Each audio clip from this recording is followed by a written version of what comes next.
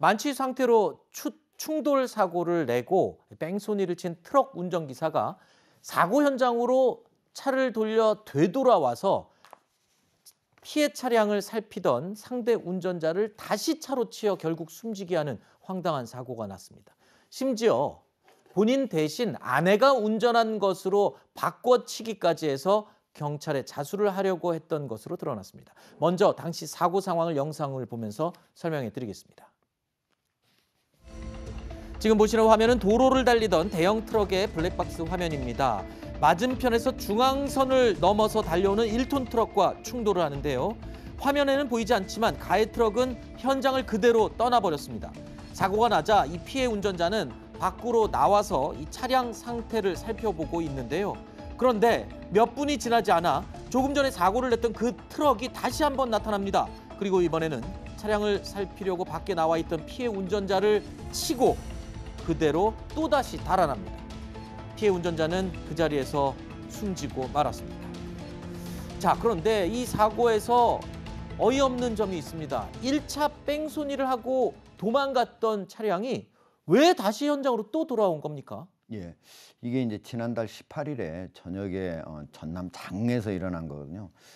이 지금 범인은 68세입니다. 그러니까 60대 할아버지죠. 근데 이분이 처음에 중앙선을 넘어가지고 사고를 냈잖아요. 음주 상태에서. 예, 음주 상태에서. 이제 음주 상태에다가 사고가 났으니까 좀 두려웠겠죠. 그러니까 바로 이제 도주를 했습니다. 그러니까 가다 보니까 이게 자기 집 방향이 아니고 반대 방향이더라는 겁니다. 그래서 다시 이제 오다가 또 사고를 납니다. 피해자가 현장에서 어디가 이게 좀 문제가 있지 하고 이제 어디가 다쳤는가 하고 자기 차량을 살펴보는데 거기를 치여가지고 이제 숨지게 만든 거예요. 그러니까 1차 사고에서는 크게 다친 게 아니고 그렇죠. 조금 그냥 차량만, 왜냐하면 피해 차량이 더 큰 차량이거든요. 아하. 이 가해 차량은 1톤 트럭에 불과하고 그러니까 크게 뭐 많이 뭐 피해가 입지는 않았겠죠. 그러니까 보고 이렇게 있었는데 두 번째 이제 술도 취했으니까 그걸 그냥 다시 들이받아가지고 사고를 이제 내고 난 다음에 다시 또 갔다 와서 한 시간 뒤에는 다시 또 이제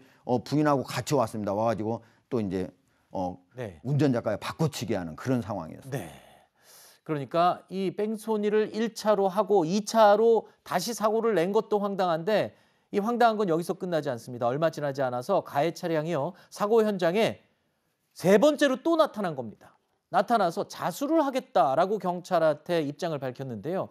경찰에 자수한 운전자는 여성이었고 이 여성이 내가 운전했다라면서 경찰에 이야기를 한 겁니다. 그런데 경찰 조사 결과 이 자수는 거짓으로 드러났습니다. 경찰이 CCTV를 확인해 봤더니 사고 당시 운전자는 남성이었는데 자수하러 온 사람은 여성이었다는 것을 밝혀낸 겁니다. 남편이 자기 대신 아내가 운전했다며 운전자 바꿔치기를 한 것이 들통난 셈입니다. 자, 글쎄요. 사고를 지금 뺑소니를 2번 내고 이 자수도 거짓으로 했군요. 죄질이 나쁘죠. 그러니까 죄질이 아주 나쁘고요. 음주운전 제가 볼 때는 제 생각입니다. 이거는 네.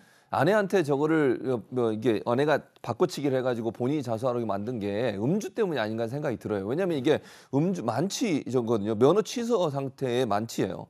그러니까 이렇다고 하면 만약에 이제 저걸로 뭐 이렇게 일을 하시는 분 같으면 당장 일을 할 수 없게 되는 거잖아요. 네. 그런 부분 때문에 아내와 얘기를 해서 아마 하지 않았을까 하는 제 추측인데 그럴 가능성이 저는 높다고 보고 이 하는 행동을 보면 너무너무 황당해요. 일단 1차 사고 났을 때 거기서 처리하고 갔으면 아무 문제 없잖아요. 네. 그럼 뭐 보험 처리하고 하면 되니까. 그런데 지금 보세요. 물론 이제 만취해서 본인이 음주가 걸릴까 봐 그랬을 수도 있지만 어쨌든 두 번째 그 사고는 정말 한 생명을 살릴 수 있는데 그런 행동을 하는 건 도저히 이해가 안 되고 아내 되신 분도 그렇다면 경찰에 사실대로 얘기하고 제대로 밝혀야지 그걸 바꿔치기 해서 이런 행동을 하는 것은 도저히 이해가 안 되는 그런 행동이라는 생각이 듭니다. 자, 이런 사실이 알려지면서 유가족들은 상식적으로 이해할 수 없다며 호소하고 있습니다. 들어보시죠. 본인은 죄를 짓고 감옥 가면 안 되고 자기 와이프는 감옥 가도 된다는 논리인지 일단 그 발상 자체가 저는 너무 이해가 되지 않고 일반인의 상식으로는 납득할 수 없는 행위라고 생각합니다. 일단 유가족은 음주운전에 대한 처벌 강화 목소리를 내면서 엄벌을 촉구하고 있는데 음주운전으로 사망사고를 낸 운전자는 당연히 엄벌을 받아야 할 대상인데 남편 대신 자수한 이 아내는 어떻게 처벌이 되는 겁니까? 이런 유사한 일들이 종종 있습니다. 네. 그러니까 음주운전자가 이거 내가 음주운전에 걸리면 안 되는데 그래서 소위 운전자 바꿔치기 시도하는 경우가 종종 있는데 네. 그런 경우에 네가 운전한 것을 해줘라고 한 실제 운전한 사람은 범인도피 교사죄가 되고 네. 그다음에 허위 자수한 사람이 이제 범인도피죄가 되는데 네. 다만 네.